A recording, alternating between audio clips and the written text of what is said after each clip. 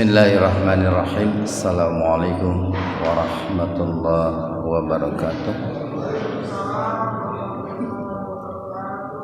Alhamdulillahi rabbil alamin, alladzi khalaqal mauta wal hayata liyabluwakum ayyukum ahsanu amala wa huwal azizul ghafur. Walladzi arsala rasulahu bil huda wa dinil haqq liyudhhirahu 'ala ad-dini kulli wa kafa billahi shahida. Asyhadu an la ilaha illallah wahdahu la syarikalah wa asyhadu anna Muhammadan abduhu wa rasuluh alladzi la nabiyya wa la rasula ma'ah. Hadirin ikhwatu iman, jemaah majelis taklim iliyin, mudah-mudahan senantiasa mendapatkan hidayah dan maghfirah Allah Subhanahu wa taala. Kajian tafsir di Majelis Tafsir Iliyin pada kesempatan ini membahas surat An-Nisa ayat 22 dan 23. Ayat 22 dan 23. Ini ayatnya cukup panjang ya. Kita langsung saja. Ayat 22 dan 23 halaman 81 ini membahas tentang orang-orang yang mahram untuk dinikahi gitu. Bukan muhrim Pak ya, mahram. Kalau muhrim itu adalah hal-hal yang diharamkan untuk orang yang sedang ihram itu. Itu namanya muhrim. Kalau di kita kan suka begini, belum muhrim gitu ya. Mestinya belum mahram gitu. Jadi ada beberapa orang yang diharamkan untuk dinikahi atau istilahnya mahram. Nah, kenapa kok ada aturan seperti ini atau ada larangan seperti ini? Karena kan sebelumnya dahulu itu manusia di zaman jahiliyah itu, ini seperti yang dikatakan oleh Ibnu Abbas, sebetulnya manusia itu sudah punya aturan Pak. Ada beberapa hal yang dilarang oleh manusia untuk dilakukan, kecuali diantaranya adalah mereka menikahi sementara itu dilarang oleh Allah. Kalau dalam bahasa sederhananya begini, jadi di masyarakat itu banyak hal-hal katakanlah larangan. Jangankan di masyarakat Arab jahiliyah, di masyarakat kita juga kan seringkali ada larangan-larangan gitu Pak. Nah, larangan-larangan yang ada di masyarakat atau dalam aturan adat itu, selama larangan yang ada di masyarakat atau dalam aturan adat itu tidak bertentangan dengan syariat, nah itu biasanya diadopsi oleh ajaran Islam. Cukup banyak barangkali Pak larangan-larangan yang semula itu merupakan larangan adat istiadat masyarakat, tapi kemudian oleh agama itu katakanlah diakui. Nah, tetapi manakala larangan-larangan yang ada dalam aturan masyarakat, dalam aturan adat itu bertentangan dengan aturan agama, maka larangan adat itu harus ditinggalkan, diabaikan gitu. Jadi Islam itu tidak anti adat, tidak anti budaya. Islam itu mengakui adat, mengakui budaya, manakala adat dan budaya itu tidak bertentangan dengan aturan Allah. Nah gitu Pak.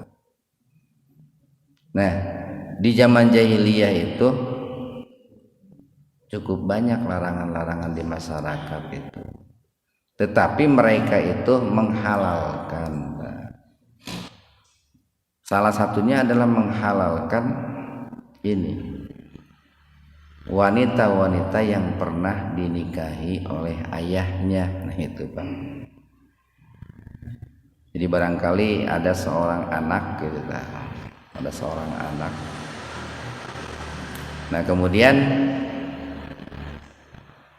ayahnya itu ada seorang anak dari seorang ayah lah itu, seorang ibu dan ayah.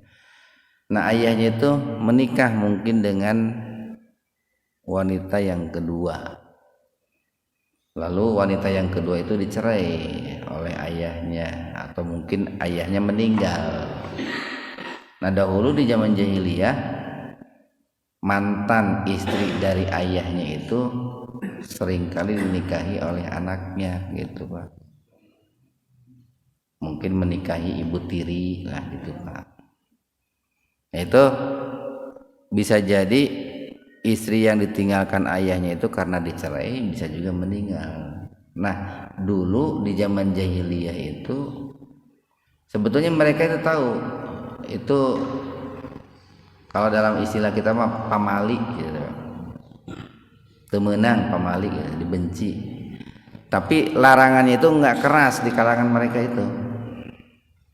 Larangannya nggak keras sehingga banyak orang-orang yang melakukan pernikahan atau menikah dengan mantan dari istri ayahnya itu. Nah maka Allah turunkan ayat Al-Quran yang melarang akan pernikahan seperti itu. Nah di ayat 22 Allah berfirman wala dan janganlah. Nah ini larangan Pak, larangan keras. Laknahi ini karena tidak ada dalil yang memalingkannya maka bisa dimaknai dan haram. Tangkihu kalian menikahi. Nah itu siapa ma nakaha yang dinikah atau yang telah dinikah abaukum oleh ayah-ayah kalian itu. Dalam arti ayah di sini ya ayah kandung Pak, bukan ayah tiri, bukan.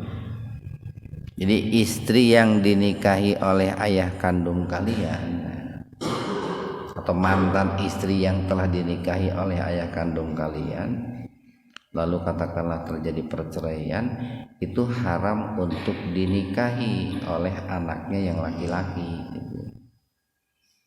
Jadi minan nisa'i, dari wanita-wanita, illa kecuali ma sesuatu qad, ya, qad salaf yang sudah berlalu. Jadi yang sudah berlalu. Nah ini menunjukkan bahwa dahulu sebelumnya banyak hal-hal seperti itu, banyak pernikahan seperti itu.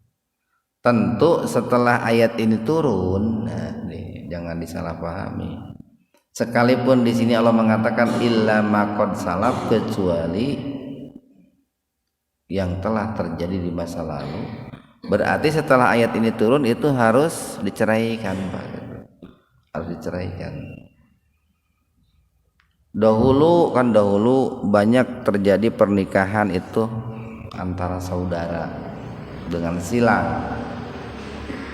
Umpamanya begini, kan awalnya boleh menikahi adik dengan kakak, awalnya kan boleh, seperti yang dilakukan oleh saudaranya Qabil dengan saudaranya Habil, atau Qabil menikahi saudaranya Habil.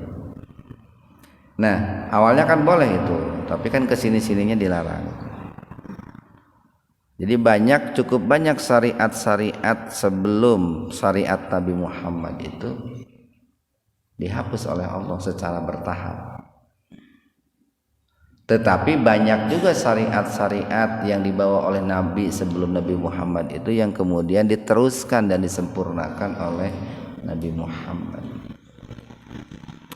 Itu harus dibahas dalam kaidah usul fikih, itu kan ada syar'u man qablana itu. Kita lanjutkan nih. Innahu, sesungguhnya pernikahan seperti itu atau sesungguhnya menikahi mantan istri dari ayah kandung kalian itu karena keadaannya itu fahisah, perbuatan keji itu, perbuatan keji. Di sini menggunakan fahisah sama ketika Allah menyebut orang yang berbuat zina itu disebut fahisah. Wa maqta, maqta dibenci. Di zaman jahiliyah itu pernikahan seperti tadi ini disebutnya pernikahan makta itu Pak. Ibnu Abbas menyebutnya itu pernikahan makta. Artinya mereka tuh tahu bahwa pernikahan seperti itu dibenci itu. Tapi karena tadi aturannya, larangannya tidak tegas, hanya sebatas aturan adat, sehingga banyak yang melanggar, banyak yang melanggar. Wasa'a, dan seburuk-buruknya sabila, jalan. Jadi cara yang sangat buruk gitu. Cara seperti itu. Dan ayat-ayat ini sangat penting Pak, terlebih-lebih mendekati akhir zaman itu, mendekati akhir zaman. Banyak orang-orang yang akan menikahi orang-orang yang diharamkan oleh Allah. Barangkali hari ini banyaklah kasus seperti itu. Ya. Kalau menikahi ibu angkat, Ya. kalau menikahi ibu angkat, Iya. angkat atau saudara angkat yang perempuan itu boleh. Itu kan bukan ibu kandung, bukan anak kandung, tapi anak angkat. Seperti Nabi Muhammad kan pernah menikahi ini mantan istri anak angkatnya itu. Jadi beda antara ibu angkat dengan ibu kandung. Tapi ibu angkat pun Pak, kalau dia pernah menyusui tidak boleh. Nanti disebutnya ibu susuan itu. Jadi barangkali begini, makanya ketika seorang perempuan, seorang wanita, kan biasanya kalau wanita itu pada saat dia memiliki anak kecil kan air susunya banyak, itu jangan sembarang menyusui. Itu seringkali kalau dulu di kampung-kampung teh aya budak tetangga cerik aya ngenyusu susuan deh kita disuan ku tetangga nanti baheula begitu. Padahal itu nanti resikonya itu anak dia dengan anak tetangganya nggak boleh nikah itu. Kenapa? Karena satu susuan itu, satu susuan. Dia ibu angkat itu kalau dia pernah menyusui anak angkatnya nggak boleh. Kalau tidak pernah menyusui nggak apa-apa. Kita lanjutkan nih. Hurrimat, dan diharamkan alaikum, atas kalian, ummahatukum. Nah ini jelaslah ibu-ibu kalian, dalam arti ibu kandung itu. Bagi seorang anak laki-laki diharamkan untuk menikah dengan ibu kandungnya. Ini kawas hayam wae gitu dia. Jadi ini aturan yang sangat sempurna yang Allah buat untuk kelangsungan hidup manusia gitu Pak. Malah kan sebetulnya ada di masyarakat itu istilah pamali gitu dah. Dalam arti begini, untuk membentengi hal-hal seperti itu. Si eta teh cenah geuning nikah kasih itu pan masih keneh ada hubungan darah gitu. Ngan di masyarakat itu ancamannya bukan dosa. Engke anakna cacat sia cenah gitu dah. Itu di masyarakat teh. Tah, masyarakat itu lebih takut dengan ancaman itu ketimbang dengan ancaman dosa gitu. Nah barangkali itu sebagai salah satu cara dahulu mungkin orang-orang untuk menakut-nakuti, dan memang efeknya cukup bagus itu. Tongsok bobogohan di kuburan cenah, engke nanti ngaranna gancet cenah. Baheula mah tara aya orang nu jinah di kuburan, ayeuna mah loba eta teh. Malah ayeuna mah ngahaja jinah di kuburan gitu. Dulu mah tara aya nu jinah di kuburan gitu. Jadi sekalipun para pelacur, para pezina yang namanya di kuburan, mereka tidak mau, takut. Dulu waktu saya punya truk itu, sering ngomong ke supir itu, ini mobil saya jangan dibawa lacur, tahara bos, sial. Jadi lamun aya mobil bitu ban, pecah ban, potong per itu, mereka katakan wah didinya mah lacur wae. Jadi mereka itu anti Pak kalau bermaksiat di atas kendaraan, karena nanti kendaraannya itu sial gitu. Itu keyakinan supir-supir begitu. Jadi lain sieun ku dosa lain, tapi takut sial gitu. Nah, jadi dalam ayat 23 ini nih, kelanjutan nih. Di yang pertama tadi diharamkan menikahi wanita-wanita mantan istri, berarti kan ibu tiri itu Pak, ibu tiri. Yang kedua adalah diharamkan menikahi ibu kandung, ibu-ibu kalian. Yang ketiga wabanatukum, dan diharamkan menikahi anak perempuan kalian. Kemudian yang keempat wa akhwatukum, dan diharamkan bagi kalian untuk menikahi saudara kandung kalian. Bukan saudara tiri Pak, saudara kandung. Saudara kandung. Cuman ya dalam rangka ini Pak, dalam rangka preventif gitu ya. Ya tadi ada bagusnya istilah pamali itu, ada bagusnya. Sehingga jaranglah di masyarakat itu yang namanya seseorang menikah dengan saudara tirinya, jarang sebetulnya. Walaupun sebetulnya nggak apa-apa dengan saudara tiri itu Pak. Yang dilarang itu kan dengan saudara kandung. Kemudian yang keberapa? Yang kelima, wa ammatukum, dan diharamkan bagi kalian menikahi saudara perempuan dari paman kalian, dari ayah kalian. Berarti bibi Pak, amat itu bibi. Babibi dari jalur ayah itu, dari pihak ayah. Barangkali ayah kita punya adik, nah perempuan itu haram dinikahi. Kemudian yang keempat, yang keenam wa khalatukum. Sama khalah itu bibi, tapi dari jalur ibu. Mungkin ibu punya adik perempuan, itu haram untuk dinikahi. Di bibi dari ayah, bibi dari ibu itu haram untuk dinikahi. Kemudian yang ketujuh wa banatul akhi, anak-anak perempuan dari saudara laki-laki itu Pak. Jadi barangkali kita punya saudara laki-laki ini, lalu saudara laki-laki itu punya anak perempuan. Itu apa? Hubungannya apa dengan kita? Ponakan itu Pak. Ponakan itu haram untuk dinikahi. Wa banatul ukhti, dan anak perempuan dari saudara perempuan. Kalau tadi dari saudara laki-laki, sekarang dari saudara perempuan. Istilahnya sama keponakan Pak ya? Keponakan dari pihak dari saudara laki-laki atau keponakan dari saudara perempuan, itu haram dinikahi.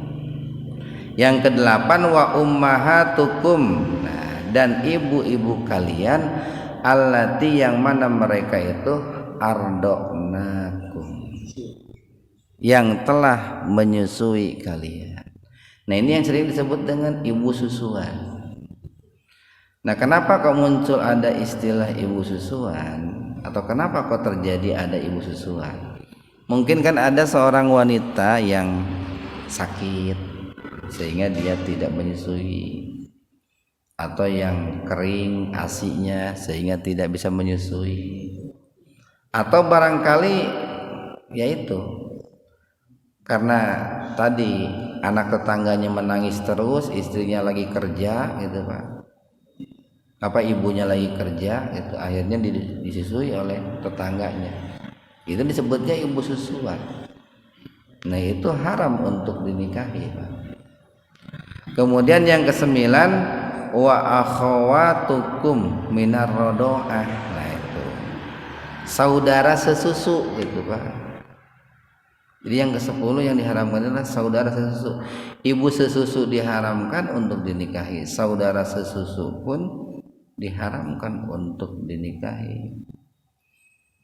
Nah makanya ini kan harus hati-hati betul dalam menyusui seorang anak itu. Makanya ketika ini dibahaskan oleh para ulama tentang bank ASI itu, bank air susu. Nah itu kan urusannya nanti dengan itu Pak, urusannya dengan kelangsungan anak-anak di kemudian hari. Bagaimana kalau ternyata ASI yang ada di bank air susu itu diminum oleh seorang anak dari si A, lalu di kemudian hari anak tersebut menikah dengan orang yang menitipkan air susu di bank ASI. Kemudian yang ke-11 mananya? Wa ummahatu, dan ibu-ibu nisaikum, istri-istri kalian, mertua Pak. Jadi seorang anak dilarang untuk menikahi mertuanya. Nah hari ini kan banyak menantu berzina dengan mertuanya. Ini tempo hari saha sih eta mani rame eta geuning. Mani rame eta si nanti si Komar saat. Itu kan berzina dengan mertuanya gitu. Atau mertuanya mengajak berzina dengan menantunya. Berarti kan itu dia melakukan dua perbuatan dosa. Satu dosa dari berzina, yang kedua dosa itu karena larangan keras seorang menantu melakukan hubungan dengan seorang mertua. Kemudian yang ke-12, waroba ibukum, dan diharamkan bagi kalian menikahi ini. Robaib itu adalah anak tiri Pak, anak tiri. Allati, yang mana mereka itu pihujurikum, dalam perawatanmu, min nisaikum, dari istri-istri kalian, allati, yang mana mereka itu dakhaltum, kalian telah masuk bihinna, terhadap mereka. Maksudnya dakhaltum di sini, dakhala di sini bergaul Pak, bergaul. Jadi kalau bapak-bapak nih menikahi seorang janda, aya rencana tepi isuk. Jadi bapak-bapak menikahi seorang janda, si jandanya itu punya anak perempuan, lalu sudah digauli gitu Pak. Si jandanya itu setelah dinikahi digauli, nah maka anak perempuannya itu diharamkan untuk dinikahi kalau seseorang itu sudah menggauli ibunya, sudah berhubungan badan dengan ibunya. Tapi kalau dia itu belum berhubungan badan dengan ibunya lalu dicerai Pak, dicerai, itu boleh dinikahi gitu. Jadi umpamanya nih ada seseorang yang menikahi seorang janda, katakanlah jam 12 siang. Lalu pas akad nikah katingali anu herang, geuning anu herang ai baret teu kaciri gitu tah. Jol muncul akhirnya teh ditanya siapa itu anak saya tanya. Terjadi gitu teh. Geus akad Pak, udah akad, jadi cuman karena melihat anaknya lebih bening nggak jadi, sehingga dia tidak mau menggauli istrinya karena pengen menikah dengan anaknya. Itu boleh kalau belum digauli Pak. Cuman kan jadi omong lah orang gitu Pak, si eta nya indung lah dikawin, nya ayeuna anakna dikawin, kan gitu tak. Hal-hal seperti itu perlu diperhatikan juga gitu.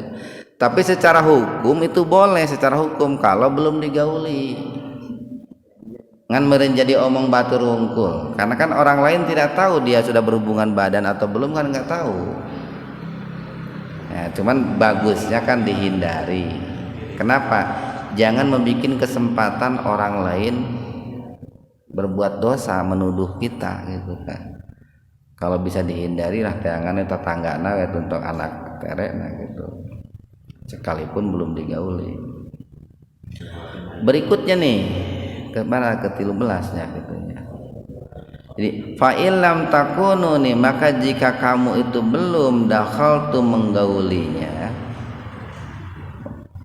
bihinna terhadap mereka, fala junaha maka tidak berdosa alaikum atas kalian.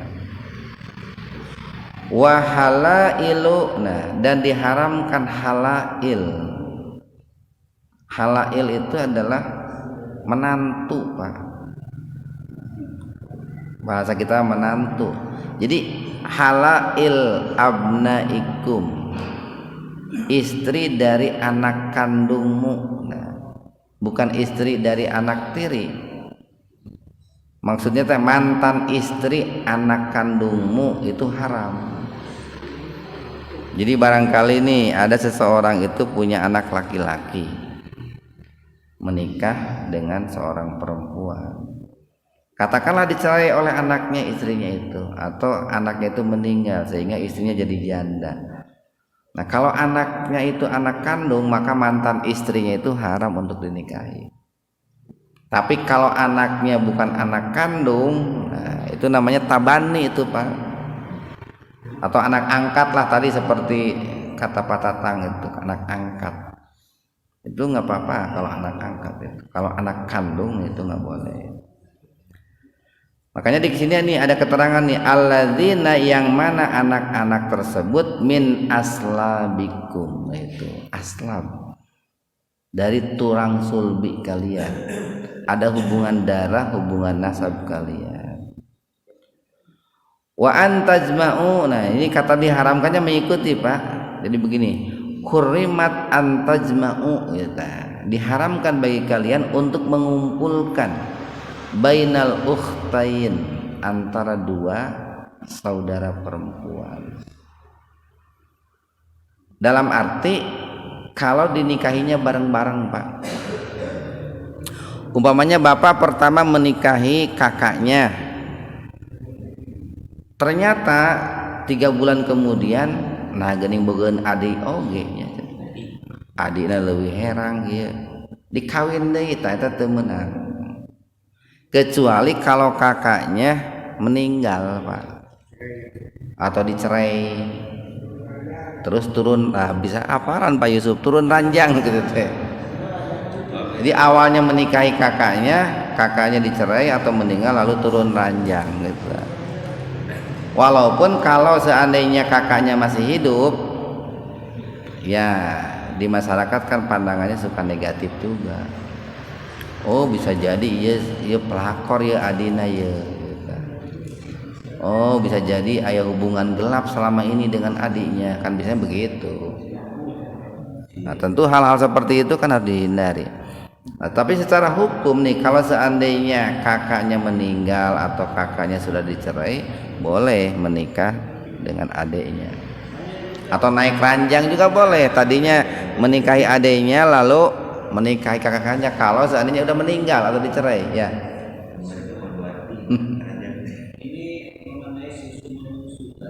Iya.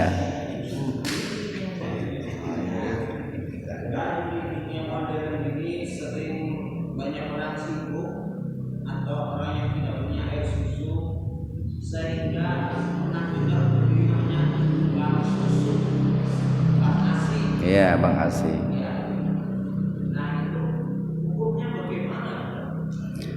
Jadi begini nih, kalau hukum Bang Asinya sendiri itu boleh, Pak.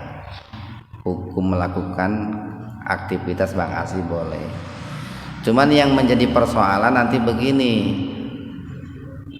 Seandainya nih seorang wanita itu menitipkan air susunya pada bank tersebut, lalu kemudian si wanita ini di kemudian hari dia punya anak nih, kemudian Pak Pitoyo katakanlah beli air susu ke Bang Asi. Nah, Pak Pitoyo itu punya anak lagi, laki-laki, katakanlah Fuad. Ini seorang wanita yang dulu menitipkan ke Bang Asi itu punya anak perempuan. Nah, itu dikhawatirkan terjadi pernikahan antara anak Pak Pitoyo Fuad dengan yang menyimpan air susu di Bang Asi, sementara mereka tidak tahu. Nah, itu yang dikhawatirkan seperti itu. Makanya begini nih, kalaupun dalam ini Pak, dalam kegiatan Bang Asi itu kan datanya jelas itu Pak, datanya jelas. Jangan sembarangan. Siapa nih yang menitipkan air susu di sini? Kita namanya, alamatnya, pokoknya jelas itu. Itu untuk menghindari nanti terjadi pernikahan dengan saudara sesusu itu. Itu untuk menghindari itu. Makanya ketika membeli ASI dari Bang Asi itu harus jelas. Dan bagusnya di sana dipisahkan gitu Pak. Tong dicampur ayeuna ASI B kan malah kelihatan. Berarti si penjual atau si penitip susu itu harus tahu juga nanti siapa yang memakai susunya. Harus tahu bagus pertama gitu. Harus tahu. Harus tahu susu ini dari siapa. Iya, harus tahu. Terutama itu kan di kota-kota Pak. Di kota-kota itu kan karena, tapi bukan hanya gini, orang menitipkan ASI di Bang Asi itu motifnya beda-beda. Ada yang karena ekonomi mungkin Pak, ada yang juga karena ingin membantu lah. Kan tidak jauh beda dengan donor darah lah gitu Pak, tidak jauh beda dengan begitu, tidak jauh beda. Nah, begitu pula orang yang beli ASI di Bang Asi pun beda-beda. Ada yang karena sibuk, ada yang karena sakit, ada yang karena air susunya kering. Nah, beda-beda. Nah, cuman datanya itu harus jelas supaya tidak terjadi ini pernikahan dengan saudara sesusu. Ya, terima kasih Pak. Illa kecuali, nah, jadi tidak boleh menikahi dua saudara perempuan secara sekaligus bareng-bareng, kecuali kalau satu cerai atau meninggal baru menikah lagi, baik turun ranjang ataupun naik ranjang. Illa kecuali makod salaf, kalau sudah berlalu bahula matana naon. Jadi dikatakan berdosa itu kalau aturannya sudah ada Pak. Kalau aturannya belum ada tidak berdosa itu. Kalau aturannya belum ada. Tapi ketika aturan itu ada, maka orang yang memiliki istri orang yang menikahi dua saudara itu salah satunya harus diceraikan kalau aturannya sudah turun. Inna sesungguhnya Allah itu karena keadaannya Ghafuron, Maha Pengampun, Rahimah, dan juga Maha Penyayang. Itu adalah beberapa wanita yang haram untuk dinikahi atau istilahnya itu mahram itu Pak. Dan itu harus diketahui gitu, Terlebih-lebih kan kecuali lamun teu apal Pak. Ngan begitu apal kudu diceraikan Pak gitu. Kan suka ada begini, ada orang itu begini Pak ya. Ada orang itu hilang, mungkin seorang anak hilang, bahkan mungkin dinyatakan meninggal gitu. 20 tahun kemudian si anak yang hilang itu menikah dengan anaknya yang ada di rumah gitu. Tak tahunya setelah diteliti, setelah punya anak malah saudara, itu kan tidak tahu. Tapi kalau pas sudah tahu ya diceraikan Pak, karena itu kan saudara kandung. Nah, jadi hal-hal yang sudah berlalu kalau memang tidak tahu atau aturannya belum ada, itu tidak menjadi sebuah dosa. Tapi kalau sudah ada aturan dan sudah tahu lalu masih dilanggar, itulah yang menjadi sebuah dosa. Mudah-mudahan ada manfaatnya untuk kita semua. Subhanakallahumma bihamdika asyhadu an la ilaha illa anta astaghfiruka wa atubu ilaik. Assalamualaikum warahmatullahi wabarakatuh.